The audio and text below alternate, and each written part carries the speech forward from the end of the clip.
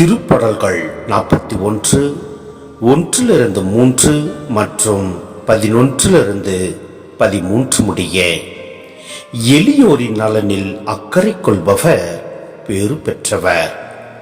துன்ப நாளில் ஆண்டவர் அவரை விடுவிப்பார். ஆண்டவர் அவரை பாதுகாப்பார், நெடுங்காலம் வாழ வைப்பார். நாட்டில் பேறு பெற்றவராய் விளங்க செய்வார். எதிரிகளின் விருப்பத்திற்கு அவரை கையளிக்க மாட்டார்.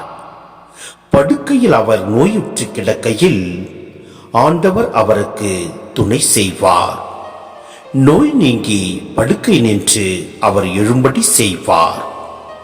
என் எதிரி என்னை வென்று ஆர்ப்பரிக்கப் போவதில்லை.